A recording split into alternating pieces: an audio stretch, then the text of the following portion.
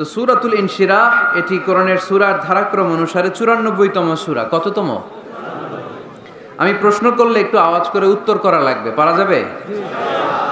এই সূরাটা 94তম সূরা। এই সূরাটা মাক্কি সূরা। এই সূরার আয়াত সংখ্যা হচ্ছে 8। আমি প্রশ্ন করি, আপনারা উত্তর দেন। এই সূরাটা কততম সূরা? 94তম সূরা। এই সূরার আয়াত সংখ্যা 8। সূরাটি মাদানী সূরা। কি সূরা? মাক্কি সূরা। মনে থাকবে? এই সূরার ভেতরে আল্লাহ তাআলা বিশ্বনবী সাল্লাল্লাহু আলাইহি সাল্লামকে কনসোলেশন করেছেন, কন্ডোলেন্স করেছেন, সান্ত্বনা দিয়েছেন। এটা মোটিভেশনাল সূরা, এটা পেইন রিলিভিং সূরা। যাদের অন্তরে ব্যথা, জ্বালা, যন্ত্রণা, যারা কষ্টে জর্জরিত, তাদের জন্য এই সূরার ভেতরে পেইন রিলিভ পিল দিয়ে দিয়েছে কে? ইযা ইশতাদ্দাত বিকাল বালওয়া ফাফাক্কির ফি আলাম নাশরাহ ফাউসরুন বাইনা ইউসরাইনি ইযা ফাক্কারতাহু তাফরাহ। যখন তোমার মন খারাপ হয় তুমি সূরা ইনশিরাহ তেলাওয়াত করো, কারণ সূরা ইনশিরাহর ভেতরে আল্লাহ এমন মোটিভেশনাল কথা রেখে দিয়েছেন, এমন ইন্সপায়ারেশন রেখে দিয়েছেন, আপনি পড়লেই আপনার হৃদয়টা শীতল হয়ে যাবে। এই সূরাটাকে আমরা 3 ভাগে ভাগ করব। এই সূরার প্রথম 4 আয়াতে আল্লাহ তাআলা বিশ্বনবীর প্রতি কি নেয়ামত দিয়েছেন সেটার বর্ণনা করেছেন। প্রথম 4 আয়াতে নেয়ামতের বর্ণনা, তারপরের 2 আয়াতে বিশ্বনবীকে দিয়েছেন সান্ত্বনা, আর শেষ 2 আয়াতে দিয়েছেন দিক নির্দেশনা। খেয়াল করে শুনেন, প্রথম 4 আয়াতে তিনি দিয়েছেন নেয়ামতের বর্ণনা, পরের 2 আয়াতে তিনি দিয়েছেন আমার প্রিয় নবীকে সান্ত্বনা, আর শেষ 2 আয়াতে তিনি বিশ্বনবীকে দিয়েছেন নির্দেশনা। দেখি মনে রাখতে পেরেছেন কিনা? প্রথম 4 আয়াতে নেয়ামতের বর্ণনা, পরের 2 আয়াতে সান্ত্বনা, শেষ 2 আয়াতে দিক নির্দেশনা। তার মানে প্রথম 4 আয়াতে মার্সি এন্ড দ্য বাউন্টিজ, পরের 2 আয়াতে condolence and consolation, and finally শেষ 2 আয়াতে গাইডলাইন। তো আসুন আমরা দেখি কি সান্ত্বনা দিল, কি নিয়ামতের বর্ণনা দিল। আল্লাহ বললেন, আলাম নাশরাহ লাকা সাদরাক, নবী হে, আমি কি আপনার হৃদয়কে উন্মোচিত করে দেইনি? আমি কি আপনার বক্ষদেশকে প্রশস্ত করার মাধ্যমে সত্যকে আপনার সামনে তুলে ধরিনি? বিল ঈমান ও বিনূরিল কোরআন, কোরআনের নূর দিয়ে আর ঈমান দিয়ে আপনার হৃদয়টারে প্রশস্ত করে দিয়েছে কে? ফামাই ইউরিদিল্লাহু আন ইয়াহদিয়াহু ইয়াশরাহ সাদরাহু লিল ইসলাম। যাকে আল্লাহ হেদায়েত দিতে চায়, যাকে আল্লাহ হেদায়েতের পথের পথিক বানাতে চায়, তার জন্য, ইসলামের জন্য তার হৃদয়টাকে আল্লাহ খুলে দেন। বিশ্বনবীর হৃদয়টাও এরকম খুলে গেল। বিশ্বনবী টের পেলেন ইসলাম ছাড়া মানবতার মুক্তির আর কোনো সম্ভাবনা নাই। ইসলাম মানুষের মুক্তি নিশ্চিত করতে পারে। ইসলাম দিয়ে এই ঘুণে ধরা সমাজকে ঠিক করা যাবে। ইসলামকে যদি প্র্যাকটিস করা না যায়, তাহলে এই মজুদদারির যে সমস্যা বাংলাদেশে চলছে, এটাকে বন্ধ করা যাবে না। ইসলাম থেকে প্রেসক্রিপশন না নিলে চাঁদাবাজি বন্ধ হবে না, টেন্ডারবাজি বন্ধ হবে না, শুধু দুদকের অফিস থেকে বসে বসে দুর্নীতি দমন করা যাবে না। এজন্য ইসলাম থেকে প্রেসক্রিপশন নিতে হবে। আল্লাহ তাআলা বললেন, আলাম নাশরাহ লাকা সাদরাক, নবী হে, ইসলামের জন্য আপনার হৃদয়টাকে কি আমি খুলে দেইনি? সত্যকে কি আপনার সামনে আমি তুলে ধরিনি? আপনাকে আমি আলাম নাজআলকা আহলাল হিম্মা, আপনার কি হিম্মতওয়ালা আমি বানাইনি? ইসলাম যখন আপনার হৃদয়ে ক্লিয়ার, আপনি বিশাল শক্তির সামনে দাঁড়িয়ে হাজার মানুষের সামনে ইসলামের পক্ষে কথা বলবেন, আপনি কাউরে ভয় পাবেন না। চিল্লায় বলেন ঠিক কি না? এজন্য আল্লাহ বললেন, আলাম নাশরাহ লাকা সাদরাকা ওয়া ওয়াদা'না আনকা বিজরাকাল্লাযী আনকাদা যাহরাক ওয়া রাফা'না লাকা যিকরাক। সুবহানাল্লাহ পড়েন। নবী, আপনার হৃদয়টাকে আমি ইসলামের জন্য প্রশস্ত করে দিয়েছি। আপনি একেবারে সুনিশ্চিতভাবে বুঝতে পেরেছেন, জানতে পেরেছেন যে মানব সমস্যার সমাধান আছে শুধু ইসলামের ভেতরে। কিসের ভেতরে? এজন্য আমাদেরকে ইসলাম মানতে হবে। কি মানতে হবে? ইসলাম মানবো কতক্ষণ দেহে প্রাণ থাকে? ইসলাম মানবো কোনখানে? সবখানে। উত্তর দেন, ইসলাম মানবো কতক্ষণ দেহে প্রাণ থাকে? ইসলাম মানবো কোনখানে? রাজি আছেন নাকি ভাগাভাগি করবেন? কিছু ইসলাম, কিছু মন মতো। মসজিদ, মাহফিল, মাদ্রাসা ইসলাম, আর গোটা দুনিয়াটা মন মতো, এরকম ভাগাভাগি করা যাবে না। খবরদার, ইসলাম মানবতার মুক্তির সোপান। বিশ্বনবী এটা নিশ্চিত হলেন। বিশ্বনবীর হৃদয়টারে উজালা করে দিল কে?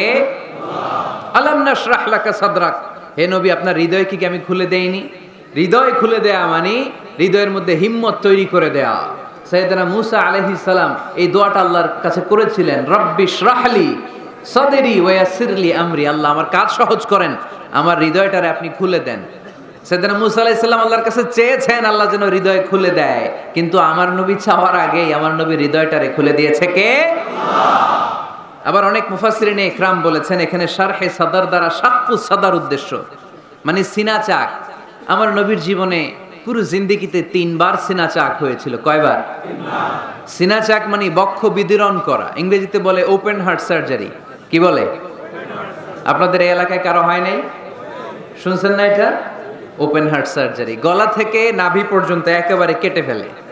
বিশ্বনবীকে এবার 3 বার এভাবে ওপেন হার্ট সার্জারি করা হয়েছে। একবার যখন বিষ্ণু ঈসা ইসলাম বনু সাদ গোত্রে ছিল তখন, দ্বিতীয়বার যখন কোরআন নাজিল হবে তার আগ দিয়ে তখন, 3 নম্বরে বিষ্ণু ঈসা ইসলামকে যখন ঊর্ধ্ব জগতের অনেক দামি দামি জিনিস দেখানো হবে ওই মেরাজ রজনীর সময়টাতে, তখন কোন সুবহানাল্লাহ।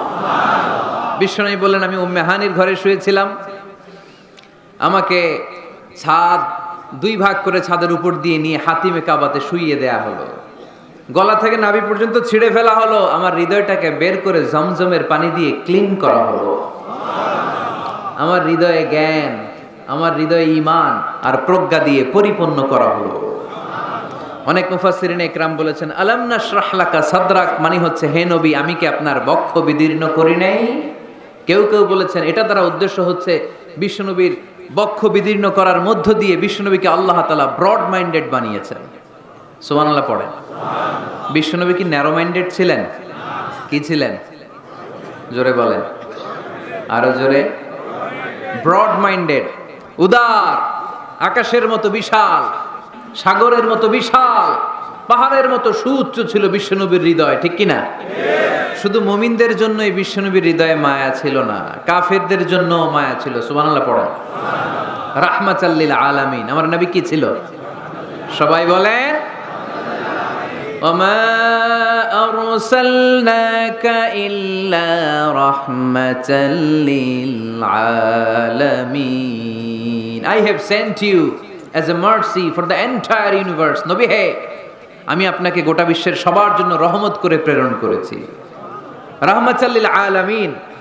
আল্লাহ এখানে চাইলে বলতে পারতেন রাহমাতাল লিল মুসলিমিন, নবী আপনি শুধু মুসলিমদের জন্য রহমত, এটা বলছে?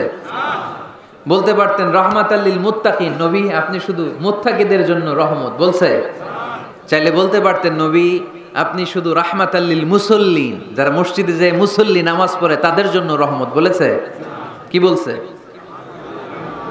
রাহমাতাল লিল আলামিন। I have sent you as a mercy for the entire universe. গোটা বিশ্বের জন্য আপনি রহমত। সুবহানাল্লাহ পড়েন। সবার জন্য রহমত, সবার জন্য হৃদয় দিল দরিয়া। এজন্য তিনি ছিলেন ব্রড মাইন্ডেড, কখনো মানুষের ক্ষতি করতে চাইতেন না। এমনকি যুদ্ধের ময়দানে যেখানে আপনি প্রতিপক্ষকে আঘাত করবেন সেখানেও বিশ্বনবী ক্ষয়ক্ষতিকে মিনিমাইজ করার ট্রাই করতেন। তিনি যখন খায়বার দুর্গে আক্রমণ করবেন তার মিলিটারিকে, বিষ্ণু ঈসা ইসলাম মিলিটারিকে 5 ভাগে ভাগ করতেন। 5 ভাগে ভাগ করতেন। কি কমান্ডার ছিলেন তিনি! এক ভাগের নাম মুকদ্দমাতুল জাইশ, ফ্রন্ট উইং। ডান দিকে একটা থাকতো মাইমানা, বায়ে একটা থাকতো মাইসারা, মাঝখানে যে ব্যাটালিয়ন থাকতো এটার নাম কালব, পেছনেরটার নাম খালফ। সুবহানাল্লাহ পড়েন। এজন্য বিশ্বনবী যখন অ্যাটাক করতেন তখন সবাই বলতো যা আল মুহাম্মদ ওয়াল খামিস, মুহাম্মদ তার 5 উইং এর ব্যাটালিয়ন নিয়ে আমাদের উপর আক্রমণ করেছে।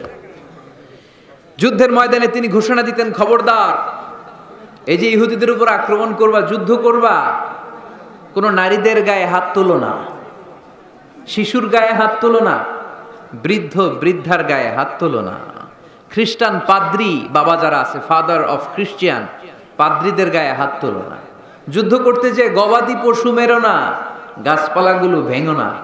সুবহানাল্লাহ কইতে মনে চায় না? গেছে যুদ্ধ করতে, গেছে কি, কিন্তু ক্ষয়ক্ষতি মিনিমাইজ করার জন্য কি চেষ্টা করতেন! কি রহমতের নবী! সবাইকে সম্মান করতেন, সবাইকে মানুষ হিসেবে দেখতেন। আমরা ভাগ করে ফেলি, আমরা দেখা মাত্রই যদি দেখি মাথায় টুপি আর দাড়ি, তখনই ভাবা শুরু করি এটা কার মুরিদ? কি সরসিনার মুরিদ, না চরমনায়ের মুরিদ, না আট্রসির মুরিদ, না অমুক জায়গার মুরিদ?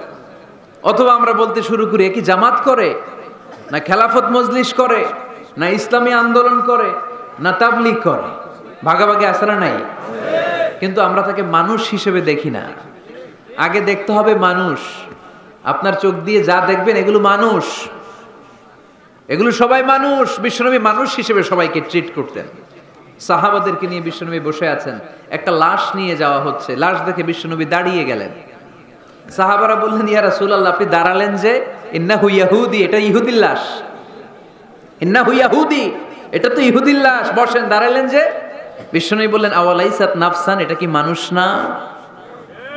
সুবহানাল্লাহ পড়বেন না? আওয়ালাইসাত নাফসান, হোক না ইহুদি, হোক না খ্রিস্টান, হোক না আস্তিক আর নাস্তিক, এটা কি মানুষ নয়? সে মানুষ। সবার উপরে মানুষ সত্য, তাহার উপরে নাই। মাখলুকাতের মধ্যে সবচাইতে বেশি শ্রেষ্ঠতম হচ্ছে মানুষ। বিশ্বনবী সবাইকে মানুষ হিসেবে ট্রিট করতেন। এজন্য বিশ্বনবী হচ্ছেন সবচেয়ে বেশি ব্রড মাইন্ডেড, মানে খোলা মনের, বড় মনের, দিল দরিয়া, ন্যারো মাইন্ডেড ছিলেন না। আমরা ন্যারো মাইন্ডেড, আমরা অল্পতে ঝগড়া বাঁধিয়ে দেই, আমরা অল্পতে অন্যকে গালমন্দ করি, আমরা অল্পতে ভাগাভাগি করি। ভাগাভাগি করবেন না, সহজ করে ইসলামকে উপস্থাপন করুন। আর দিন ও ইউসরুন লা উসরা ফি। আমার প্রিয় ফরিদপুরের ভাইয়েরা, দিন সহজ, এটার মধ্যে কাঠিন্যতা নাই। আমরা এটারে কঠিন বানাইছি। আমি প্রায় বিভিন্ন মাহফিলে বলি যে আল্লাহ ছাড় দেয় কিন্তু মাওলানা ছাড় দেয় না। আছে না নাই? আল্লাহ ঠিকই ছেড়ে দিয়েছে। মৌলভী ছাড় দেয় না। বিশ্বনবী সাহাবাদেরকে নিয়ে বসা, এক বেদুইন এসে মসজিদের ভিতরে উট ঢুকায় দিছে, মসজিদে নববীতে, আর মসজিদের মাঝখানে বসে পেশাব করা শুরু করে দিছে। আপনাদের এখানে ফরিদপুরের সবচেয়ে বড় মসজিদ কোনটা? কি নাম? এই কেন্দ্রীয় জামে মসজিদের ভিতরে যদি এক হিন্দু ঢুকে পেশাব শুরু করে, কি করবেন? হ্যাঁ, ওই কয় কোবায়ালাম। তো আবেগে ওরে পিটানো শুরু করবে সবাই। সাহাবারাও তাই শুরু করলেন, মারতে উদ্ধত হলেন। বিষ্ণু বললেন, এই রাখো রাখো, ওরে পেশাব করতে দাও, পেশাব করতে দাও। এর কারণ কেউ যখন ইউরিন পাস করে, স্টুল পাস করে, তখন এটা তাকে ধীরে সুস্থে করতে দিতে হয়। এজন্য টয়লেটে কেউ ঢুকলে জোরে বাড়ি দিবেন না। তাহলে খবর আছে, কাশি দিবেন, যে একটু কাশি দিবেন এরকম, হ্যাঁ, তো এরকম কাশি দিবেন। অথবা পায়চারি করবেন। যদি পায়চারি করেন তাহলে সে বুঝবে সামওয়ান ইজ ওয়েটিং আউটসাইড, সামনে একজন ওয়েটিং করতেছে বাইরে, আমাকে বেরোতে হবে। কিন্তু আপনি যদি ওরা ডাক দেন, কুদ্দুস রে, কুদ্দুস কইবা আমি নাই, কারণ এটা ভয়ঙ্কর একটা বিষয়। আপনি যখন ইউরিন পাস করছেন, খুব স্মুথলি করতে হয়, তখন ডাক দিলে পেশাব আটকায় গেলে আপনার ভয়ঙ্কর রোগ হতে পারে। কি ফিলোসোফার ছিলেন, কি বড় ডাক্তার ছিলেন বিশ্বনবী মুহাম্মদ সাল্লাল্লাহু আলাইহি ওয়াসাল্লাম। বিশ্বনবী বললেন, ওরে ডেকো না, কাজ সারতে দাও। ইচ্ছা মতো বেটা পেশাব করার পরে বিশ্বনবী গেলেন, যে বললেন, তুমি যে পেশাব করেছো, তুমি কি জানো এই জায়গাটা কি? বেদুইন বলে, না, আমি তো জানি না এই জায়গাটা কি। বিশ্বনবী বললেন, এটা আমাদের ইবাদতগাহ। এটা আমাদের কি? ইবাদতগাহ। এখানে ঢুকে আমরা আমাদের রবরে ডাকি, আল্লাহরে ডাকি, আমরা নামাজ পড়ি, জিকির করি, তাসবিহ পড়ি, এটা আমাদের ইবাদতগাহ। কাজটা করা তোমার মোটেও ঠিক হয়নি। লোকটা অবাক হয়ে গেল, ঘটনা কি? তাদের ইবাদতগাহতে আমি পেশাব করেছি আর আমাকে জামাই আদর, আর আমাকে এত সুন্দর করে বলে যে এটা ইবাদতগাহ। আমাদের ইবাদতগাহের ভিতরে যদি কেউ এরকম করতো, ওরে তো একেবারে সাইজ করে ফেলতাম। সে অবাক হয়ে গেল। সে জিজ্ঞেস করলো, হু আর ইউ, কে আপনি? বিশ্বনবী বললেন, না, মুহাম্মদ সাল্লাল্লাহু আলাইহি ওয়াসাল্লাম, আমি শান্তির ধর্ম ইসলামের প্রেরণার বাণীবাহক। আমি লা ইলাহা ইল্লাল্লাহ মুহাম্মাদুর রাসূলুল্লাহ এই বাণী দিয়ে গোটা বিশ্বে বিপ্লব তৈরি করতে এসেছি। বেদুইন বলল, আমাকেও আপনার বিপ্লবে শরীক করে নেন। ইসলাম মারামারি কাটাকাটিতে আসে নাই। আপনার ব্রড মাইন্ডেড অ্যাটিটিউড দেখে হিন্দু ভাইরা কালিমা পড়ে মুসলমান হয়ে যাবে। এজন্য আল্লাহ বললেন, আলাম নাশরাহ লাকা সাদরাকা ওয়া ওয়াদা'না আনকা বিজরাক আল্লাযী আনকাদা যাহরাক ورفعنا لك ذكرك সুবহানাল্লাহ পড়েন। আলাম নাশরাহ লাকা সাদরাক, নবী হে আমি কি আপনারে ব্রড মাইন্ডেড বানিয়ে দেই নাই? এটা আপনার জীবনে বড় নিয়ামত। আপনি সংকীর্ণ মনা না, আপনি ছোট মনের মানুষ নয়, আপনি বিশাল হৃদয়ের মানুষ। ইসলামের জন্য আপনার হৃদয়টারে আমি নবী খুলে দিয়েছি। এ হলো বিশ্বনবীর উপর প্রথম নিয়ামত। 2 নম্বরে আল্লাহ বললেন ওয়াদানা আনকা বিজরাকাল্লাযী আনকাদা যাহরাক, নবী হে আমি আপনার পিঠ থেকে বিশাল বোঝাটা নামিয়ে দিয়েছি। সুবহানাল্লাহ পড়েন। কি নামিয়ে দিয়েছি? বোঝা। উত্তর করতে হবে, রেসপন্স। এটা তাফসীর মাহফিল, এটা হচ্ছে ক্লাসের মতো, যে কথা বলে শিক্ষক আর আমরা সবাই ছাত্র, ঠিক কি না? বোঝা নামিয়েছি নবী। কি নামিয়েছি? তাফসীরে 2টা এসেছে, ভিজরুন মানে বোঝা, ভিজরুল যাম পাপের বোঝা, আর একটা হচ্ছে ভিজরুল গাম চিন্তার বোঝা। বিশ্বনবীর কোনো পাপ নাই, বিশ্বনবীর সব কিছুকে মাফ করে দিয়েছে কে? আল্লাহ। লিয়াগফির লাকাল্লাহু মা তাকদ্দামা মিন যামবিকা মা তাআখার। নবী আপনার আগেরও গুনাহ নাই, আপনার পরেরও গুনাহ নাই, আপনি নবী মাসুম, আপনার গুনাহ নাই, আপনি নিষ্পাপ। নবীদের গুনাহ হয় না। আহলুস সুন্নাহ ওয়াল জামাআতের আকীদা হচ্ছে নবীরা মাসুম, নবীদের জীবনে কোনো গুনাহ হয় না। চিৎকার করে বলেন ঠিক কি না? ও নবী ওয়াদানা আনকা বিজরাক, আপনার এই বোঝা আমি নামিয়ে দিয়েছি। বিশ্বনবী ভাবতেন 40 বছর বয়সে আমি নবী হলাম, তার আগে যা করলাম আল্লাহ এটা কি করবে? আল্লাহ বলে নবী আপনার আগের গুনাহ পরের গুনাহ, গুনাহ বলতে কিছুই নাই, সবই মাফ, সব মাফ। তারপরেও আমার নবী বলতেন আল্লাহে লা আস্তাগফিরুল্লাহ ওয়া আতুবু ফিল ইয়াউম আকসার মিন 70 মাররা। আমি এমন নবী যার কোনো গুনাহই নাই, আগের গুনাহও নাই, পরের গুনাহও নাই, তারপরেও আমি নবী প্রতিদিন 70 বারেরও বেশি তওবা আর ইস্তেগফার করি। আমাদের জন্য শিক্ষা। তাহলে আল্লাহ বললেন ওয়াদানা আনকা বিজরাক, পাপের বোঝা আমি নামিয়ে দিলাম। বিশ্বনবীর কোনো পাপ নাই, পাপ মুক্ত। তাফসিরে 2 নম্বরে এসেছে বিজরুল গাম চিন্তার বোঝা। বিশ্বনবী সব সময় আমাদেরকে নিয়ে চিন্তা করতেন। কাকে নিয়ে চিন্তা? কথা বলেন। আমাদেরও চিন্তা আছে না নাই? কিসের চিন্তা? হ্যাঁ, টাকার চিন্তা। ফরিদপুরের ভাইদের টাকার চিন্তা। আর কিসের চিন্তা আপনাদের? হ্যাঁ, উম্মতের চিন্তা। মাশাআল্লাহ, এই ভাই উম্মতকে নিয়ে ভাবে। আপনাদের আর কার কি নিয়ে চিন্তা বলেন? পেটের চিন্তা। এদিকে পাওয়া গেছে পেটের চিন্তা, এদিকে বউয়ের চিন্তা, কবরের চিন্তা। আর কিসের চিন্তা? আখিরাতের চিন্তা। তো আমাদেরও চিন্তা আছে, বিশ্বনবীরও চিন্তা ছিল। 2 চিন্তা কি এক? বিশ্বনবীর কাঁধে তো পুরো উম্মার জিম্মাদারি। কিয়ামত পর্যন্ত যারা পৃথিবীতে আসবে সবার জন্য বিশ্বনবী কাঁদতেন। এই আওয়াজ করে কে? এদিকে কি হয়েছে? ওরে বসায় দেন।